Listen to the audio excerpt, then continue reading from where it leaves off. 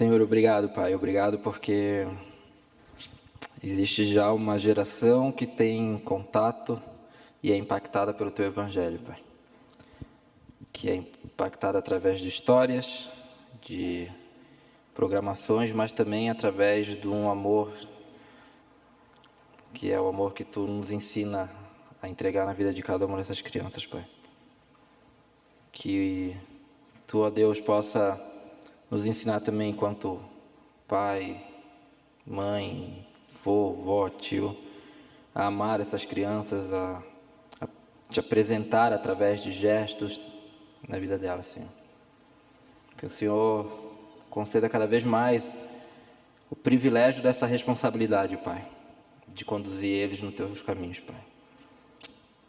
Que eles possam ter um tempo agora também, Senhor, lá no Redentor Kids e Teens, para Te conhecer ainda mais, Pai. Cuide deles, Senhor, e os abençoe em nome de Jesus, Pai. E assim eu também oro, Pai, pela vida do Valdir, que Tu use ele enquanto instrumento, que o Senhor use ele enquanto servo, para que, como a gente cantou agora, para que a sede da nossa alma possa ser saciada através da Tua palavra, da Tua presença, do desafio de viver em Ti, Pai. Que o Valdir seja usado para isso, Pai. E no mais, o que a gente for fazer aqui em relação às crianças, a pregação aqui no templo, que tudo seja para a honra e glória do Teu santo nome, Pai. É isso que a gente ora, Senhor, em nome de Jesus. Amém. Vamos lá, criançada? Sim!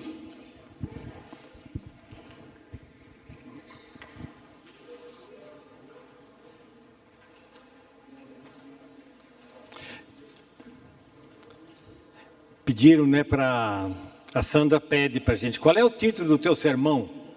Né? Qual é o texto, qual é o título? Aí eu mandei para ela, a torre, os sinos e o relógio.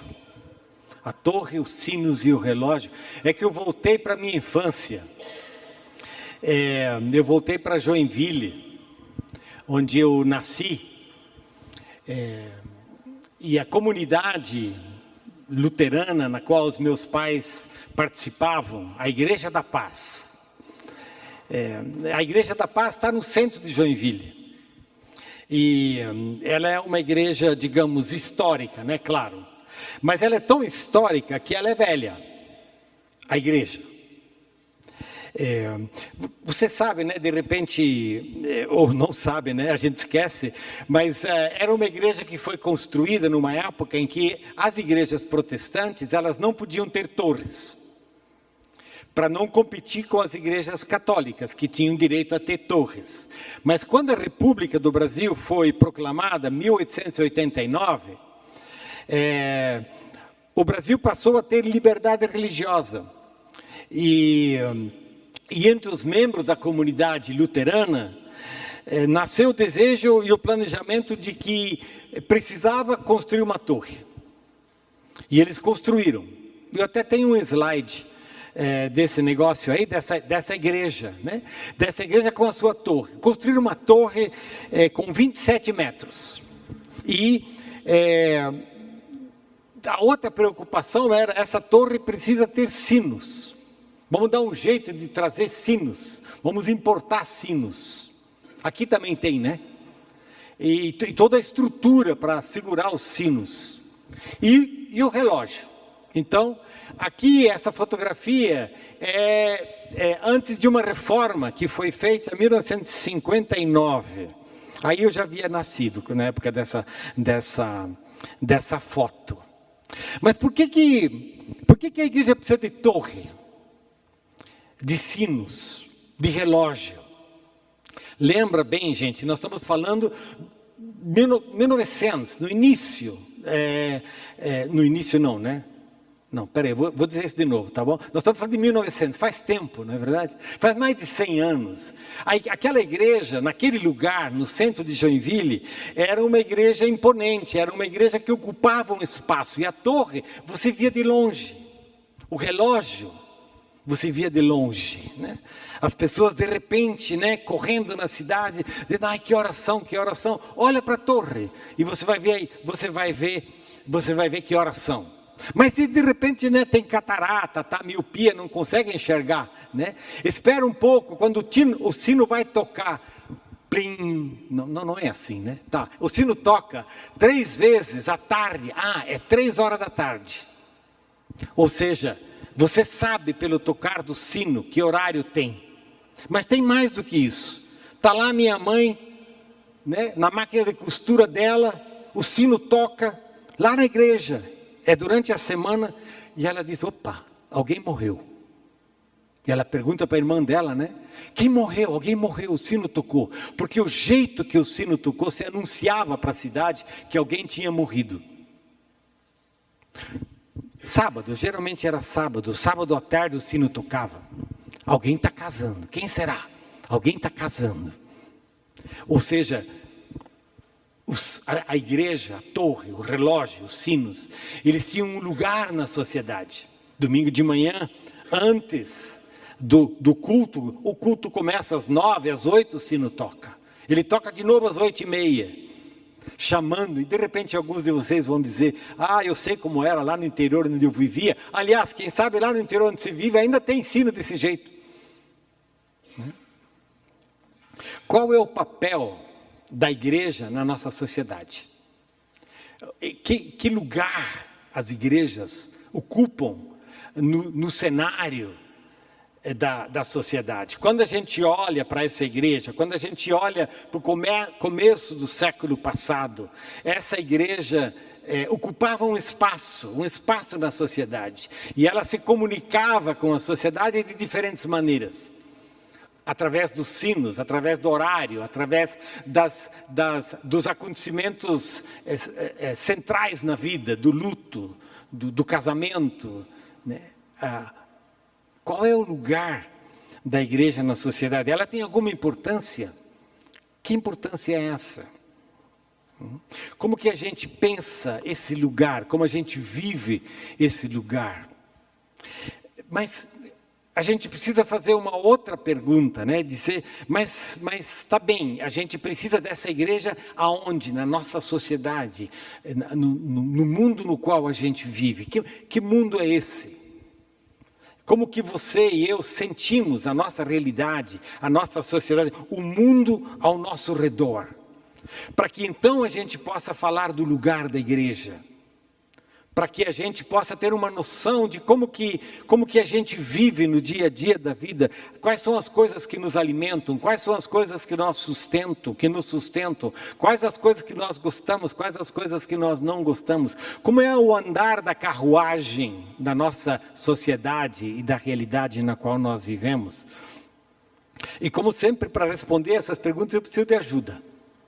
Aí eu vou cavocar, né? Algumas pessoas que me ajudam, que têm me ajudado. Tem algumas pessoas que eu volto para elas sempre de novo.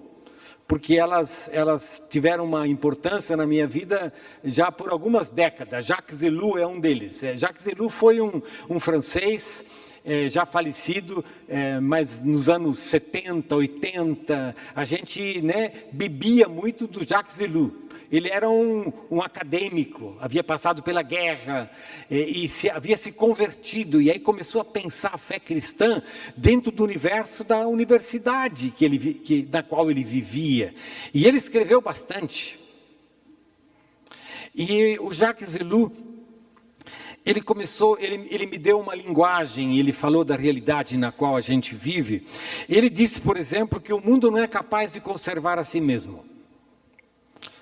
Nem é capaz de encontrar remédios para a situação espiritual. E essa situação espiritual, diz ele, comanda o resto. O mundo carrega o peso de um pecado institucional, estrutural, né?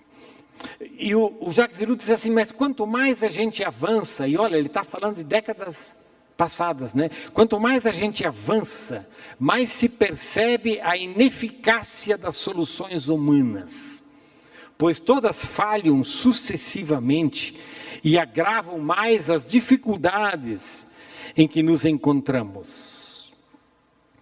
Quanto mais se avança, mais se percebe a ineficácia das soluções humanas, ou melhor não, dito de uma outra forma, quanto mais se avança, também se encontra as nossas próprias fragilidades, as nossas barreiras. E quem sabe citar a pandemia é importante nesse momento, porque aí de repente a gente diz, mas a gente não tem resposta para isso. As respostas que nós temos, os remédios que nós temos, a vacina que nós não temos, elas não dão conta disso que está acontecendo conosco.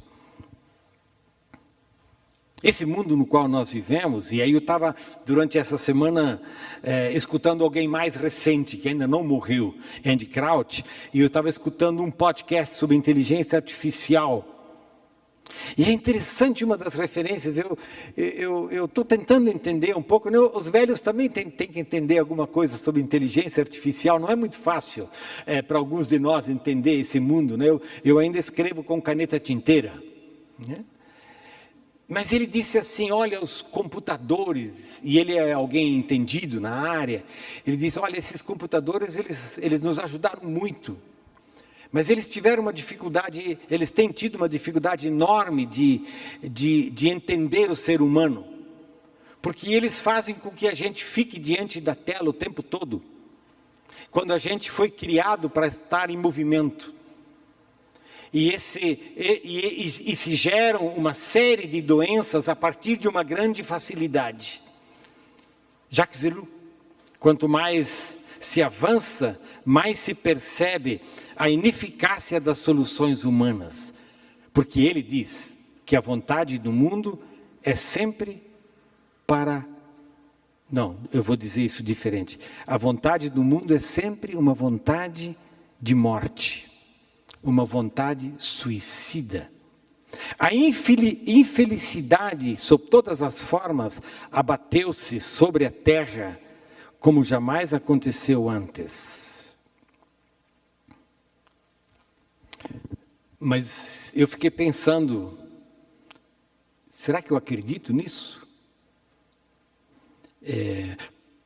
Afinal, nós acreditamos que nós somos capazes de muita coisa, não é? Nós somos capazes de muita coisa.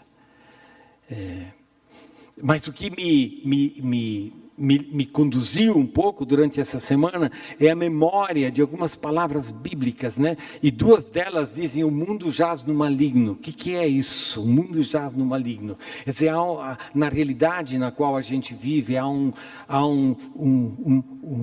tecido que puxa para o mal, há um tecido que puxa para a morte, para a confusão, para a mentira, né? Há uma força, mas isso não é alguma coisa só que está fora de nós, essa é uma coisa que está dentro de nós. Paulo fala, né? Paulo diz, olha, o bem que eu quero eu acabo não fazendo, eu acabo fazendo o mal que eu não quero. E assim, nós, de alguma forma, carregamos em nós mesmos essa capacidade de amar, de odiar uns aos outros, e de repente mudar tão rapidamente de um momento para outro, né? Um dos autores que eu estou trabalhando nesse momento, um autor irlandês, ele diz que nós somos capazes, tanto da celebração, da transformação, como da prática da depravação, de forma simultânea e assustadora. Você nunca se assustou com a tua própria capacidade para o mal? Eu já. Você nunca se assustou com algumas ideias que vieram para você, quanto ao que você podia fazer, o que você devia fazer? Mas o Evangelho, ele não nos deixa nesse lugar onde nós apenas ficamos com a nossa ambiguidade entre o bem e o mal, e o nosso drive, ora para o abraço, ora para a exclusão. Mas o Evangelho aponta para a possibilidade da conversão, e para o abraço de uma nova missão. O Evangelho nos chama para um outro lugar, um lugar sagrado, um lugar de restauro, um lugar de reconfiguração da vida, um lugar onde nasce esperança. O Evangelho nos convida. Eu volto para esse tal do Ellul, né? O Ellul diz, nesse mundo no qual nós vivemos, O cristão tem um lugar especial. Não porque ele seja melhor, não porque ele saiba melhor, mas porque ele representa nesse mundo uma outra realidade, uma outra presença. O cristão precisa representar e precisa respirar nesse mundo a realidade do eterno. E que essa realidade do eterno faz toda a diferença no tecido humano no qual a gente vive. O cristão tem nesse mundo uma função que nenhuma outra pessoa pode preencher, ele diz. E que essa função é insubstituível. Por quê? Porque nós precisamos ser, e aí falando uma linguagem que Jesus nos ensinou, nós precisamos ser sal da terra, nós precisamos ser luz do mundo. Sal, sal. Como que a gente salga a vida, né? Dessa realidade insossa? Como a gente ilumina a vida nessa escuridão, nessas trevas? Como que a gente vive de uma forma tal para que a vida tenha sabor e ela tenha direção, sal da terra e luz do mundo? Mas então, Elu também diz, mas nós somos enviados como cordeiros para o meio de lobos. O mundo no qual nós vivemos é um mundo de lobos. Os lobos devoram, os lobos pegam o que não é deles. Os lobos atacam. E a igreja, ela está na sociedade não como um lobo a mais, mas ela está como um cordeiro que ensina a servir, que ensina a amar, que ensina um outro caminho.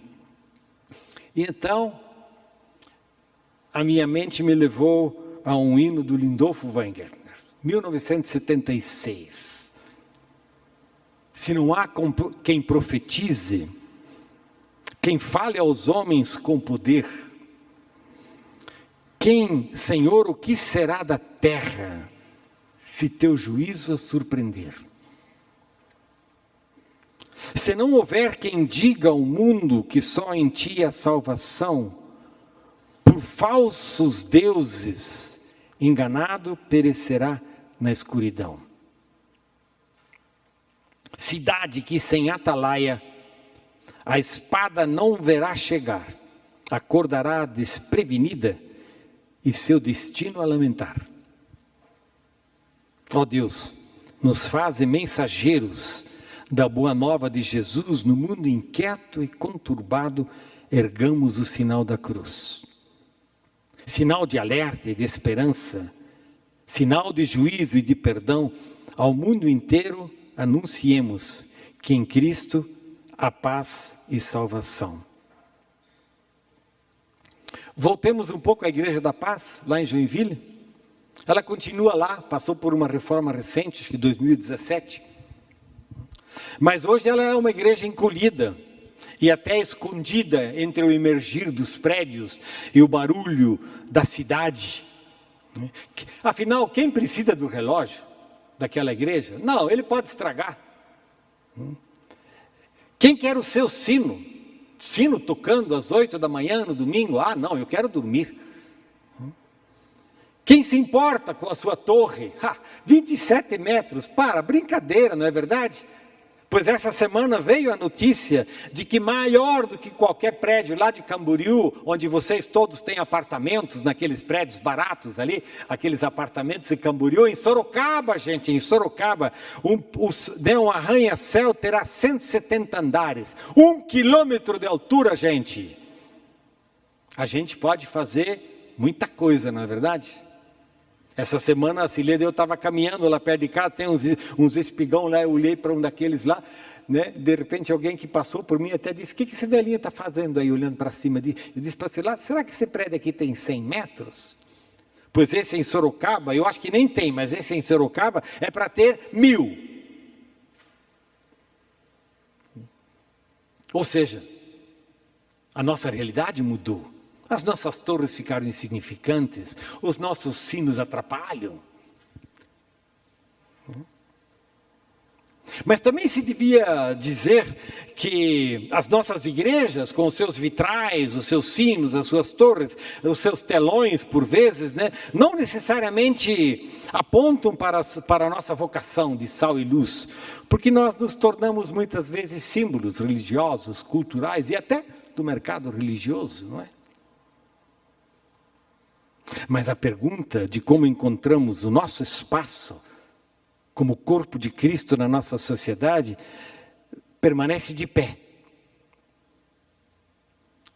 e nos leva de volta ao sentido da nossa existência. Então eu queria voltar um pouco ao Dorcas e falar um pouco desse projeto Dorcas. Num exercício para o qual o pessoal, né, convidou as crianças, nós dissemos, foi dito para eles, escreva aí o que o Dorcas significa para você. E esses aqui são os papéis amarelos que as crianças escreveram algumas coisas do que o Dorcas significa para elas. Depois do culto, de repente, você pode vir aqui e pegar um pouco desses papéis, mas não leve, né? Porque isso aqui é sagrado. Isso aqui é sagrado. O que elas colocaram, não é? O Dorcas é um lugar que eu amo. E essa palavra amor, ela estava presente em vários desses bilhetes. Esse lugar é a minha casa. Te amo, Dorcas. De novo a palavra amor. Uma grande família. Família Dorcas. Eu não sei se você consegue ler, mas eu estou repetindo. Minha casa, minha vida. Imagina uma criança assim, minha casa, minha vida.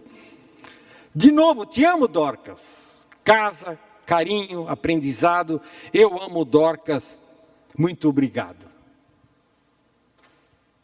Mas como que o Dorcas se transforma continuamente num espaço que corresponda à expectativa dessas crianças? Como que o Dorcas vive, se organiza para que as crianças, para que o Dorcas corresponda não apenas o desejo, mas a necessidade das crianças? Como que o Dorcas acaba sendo um espaço onde as crianças floresçam para a vida, floresçam para a adolescência, né? Floresçam para a vocação, floresçam para a família.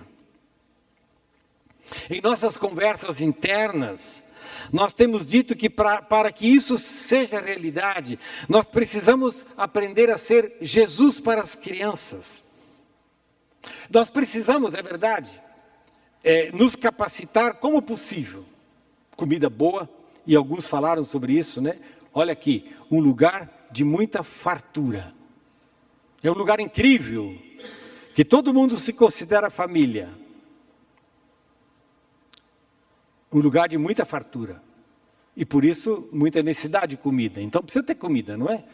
Precisa ter um bom programa de complementação escolar no contraturno. Precisa ter assistente social, precisa ter pedagoga, precisa ter psicologia. E isso tem no Dorcas. O Dorcas, eu olho muitas vezes, né, assim, eu olho um pouco mais de fora, eu não estou lá, né, como um dos funcionários do Dorcas, e o Dorcas é muito competente. O Dorcas é uma boa instituição de cuidado. Mas então, nós mesmos dissemos, mas isso não chega, não basta. Não é suficiente para arrancar, por assim dizer, as crianças do mundo do qual elas vêm, do mundo da droga, do mundo do abuso, do mundo da desarticulação familiar. Quer dizer, as dores,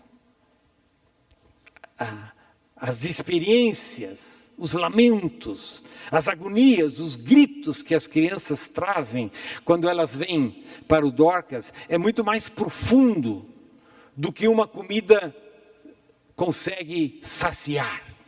A comida consegue saciar uma das dimensões importantes da vida dela, mas ela precisa mais do que comida, ela precisa muito da comida, mas ela precisa mais do que a comida, porque como que ela consegue romper com essa realidade? E foi lá mesmo, numa das nossas reuniões, onde alguns dos próprios monitores disseram para nós, né, nós de fora, dizendo a realidade é muito pior do que você imagina. E então nós precisamos ser como Jesus. Precisamos de uma espiritualidade que esteja presente em todos os tecidos do nosso comportamento pessoal, organizacional, institucional. Numa última conversa, nós dissemos que precisamos que o Dorcas seja um altar. Seja uma instituição social, seja tem o seu CNPJ, seja um lugar de escoteiros, de karatê, mas seja mais do que isso, seja um altar de adoração. E falamos da história de Abim, desculpa, está ruim, Abim é outra coisa, de Abel e de Caim. Esse Abel que edificou um altar, e Deus disse, gosto desse altar. Como que o Dorcas se transforma num altar, onde se serve, onde se cuida, onde se ama, e onde as pessoas, quando chegam no Dorcas, elas conseguem respirar vida. Elas se sintam convidadas para viver, para querer viver. E nós cremos que isso só acontece na medida em que o Dorcas seja um lugar onde se respire Jesus, o Espírito de Jesus, onde o Espírito de Deus sopre, onde a palavra de Deus seja cantada, seja pronunciada para que a vida floresça. Mas isso mesmo que nós queremos para o Dorcas, nós queremos para a Redentor. Para a Redentor hoje. Os vitrais não bastam, a torre é pequena, o sino é irrelevante, os batismos e o ensino confirmatório não bastam, os grupos de estudo bíblico por vezes não chegam lá, senão nos levar a estabelecer altares de adoração. Altares onde o pulso da vida, onde a vida pulse. E onde mais do que tudo se quer amar a Deus e servir o outro. Miqueias fala sobre isso. Miqueias diz, Deus mostrou a você o que é bom e o que o Senhor exige. Pratique a justiça. Ame a fidelidade. Ande humildemente com o seu Deus. É simples. É complexo. É simples. É bonito. É desafiador. Ande humildemente com o seu Deus. Dia a dia. A presença de Deus dentro de nós, fora de nós, abaixo de nós, em cima de nós, ao lado de nós. Ande humildemente com o seu Deus, porque então nós vamos saber por onde brilha a luz e qual é o caminho. Ame a fidelidade uns aos outros, a fidelidade nos relacionamentos, pratique a justiça. Em meio a tanta injustiça, em meio a tanto abuso, em meio a tanta exploração, pratique a justiça. Mas então, nós dissemos de novo no Dorcas, a gente não consegue fazer isso sozinho, ninguém consegue fazer isso sozinho. Nós precisamos ser uma comunidade, nós precisamos uns dos outros. E ser comunidade dá trabalho. Esses dias a Darclay disse, olha, eu vou fazer uma reunião lá em casa, porque nós estamos com alguns problemas, né? Você pode vir lá com a gente, porque ela estava com algumas, algumas preocupações, né, Darclay? Você deu uma bronquinha, né, assim, uma broncona, não sei como é. Foi uma bronca? Olhando, mas, né? Não, assim, tem coisa aqui que não está funcionando.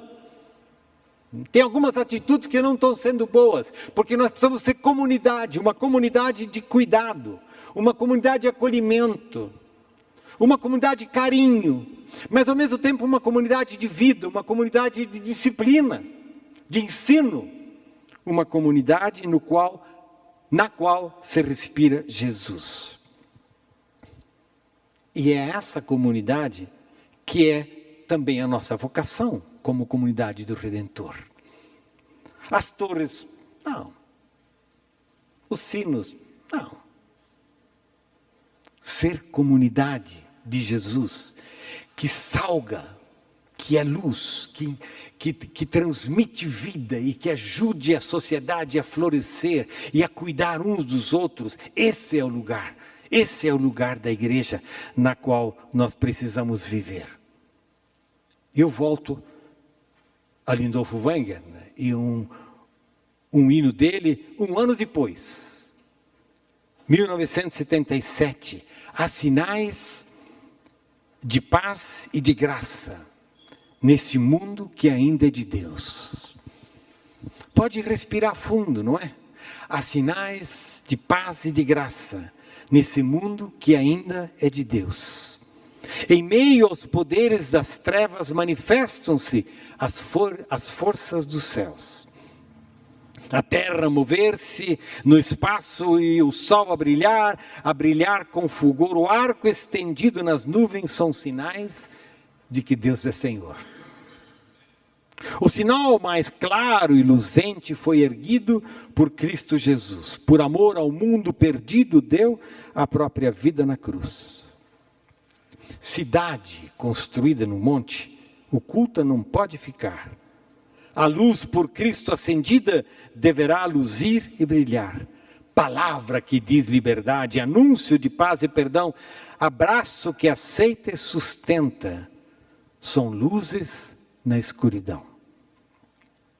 Pois ninguém, maldizendo as trevas, vencerá o reino infernal, só a luz que por Deus foi acesa há de triunfar sobre o mal.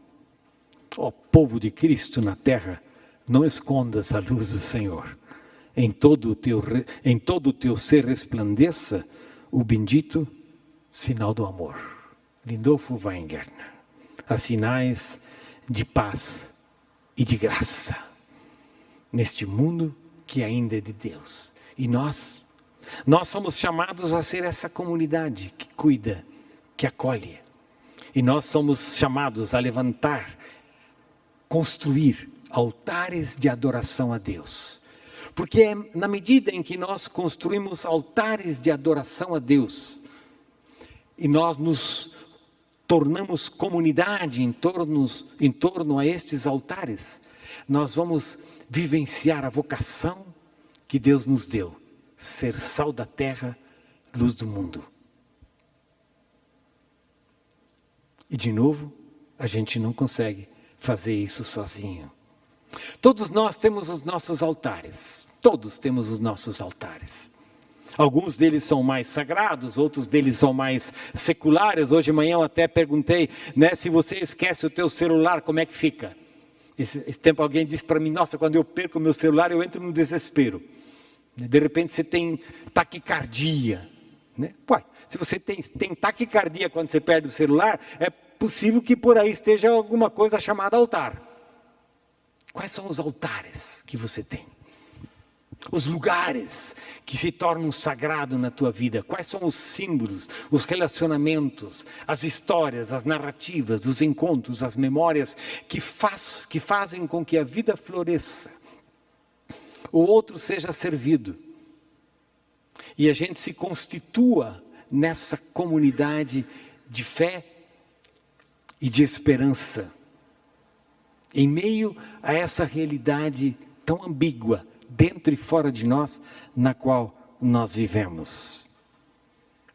Quando a gente mudou lá para casa, para o nosso apartamento, eu disse, eu quero, no lugar lá onde eu trabalho, eu tenho um lugar onde eu trabalho, eu tenho os livros e tudo, mas eu quero um altar, eu quero um pequeno altar. E eu fiz isso, eu até trouxe uma foto. Mas no centro desse altar, é isso aí. Se você foi lá em casa, você já viu isso. Tem vários símbolos nesse meu pequeno altar. Aquela cruz ali colorida, aquela pequena cruz ali, para mim ela é muito importante. Ela vem de El Salvador.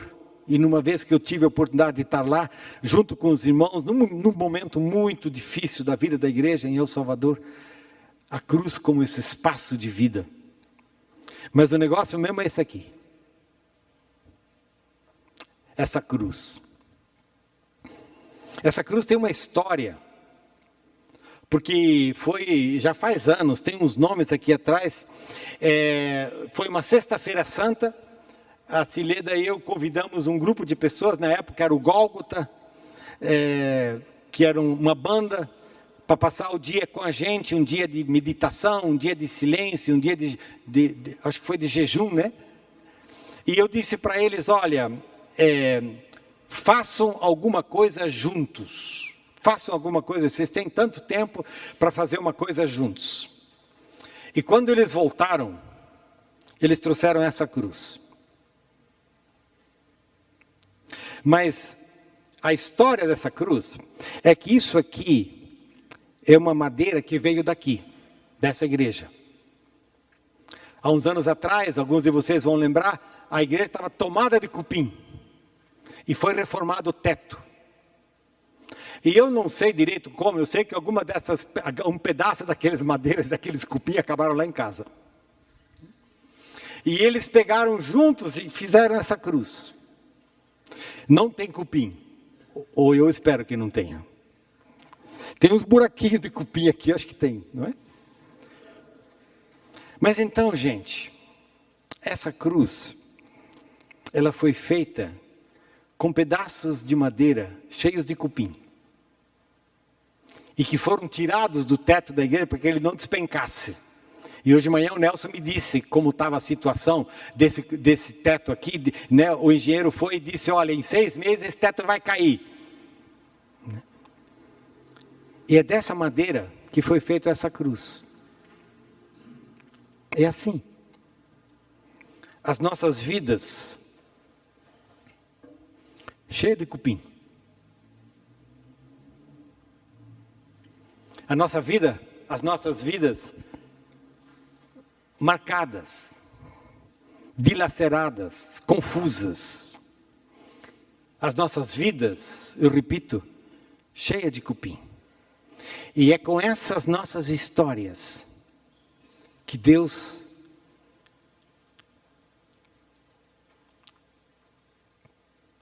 trabalha, que Deus se movimenta. É com essas nossas vidas assim que Deus faz algo bonito, Deus faz algo novo. Dessa madeira cheia de cupim nasce uma cruz. E a cruz que está no centro desse altar, como centro de um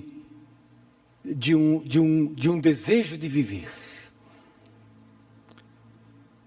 É essa cruz que precisa simbolicamente, literalmente, de diferentes maneiras, estar presente na nossa vida, e nós precisamos, ou somos convidados por Deus a refletir.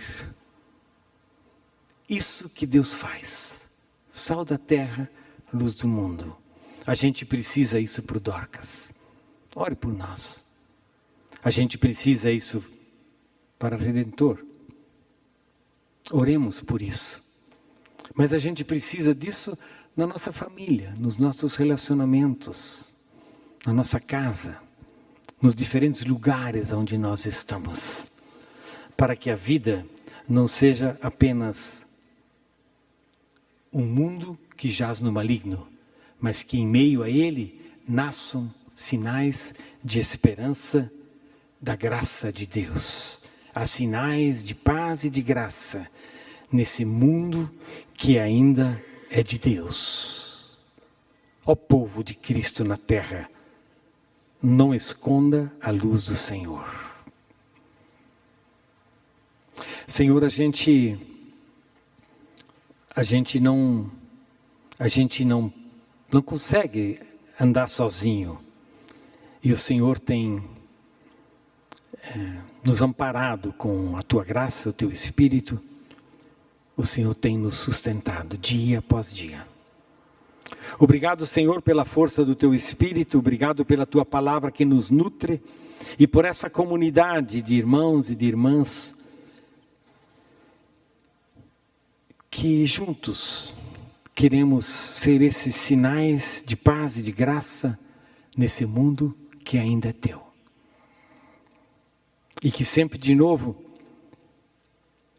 nos alcanças, nos abraças com essa nossa vida tão cheia de cupim e fazes com que sejamos sinais dessa tua graça e dessa tua paz. Em nome de Jesus. Amém.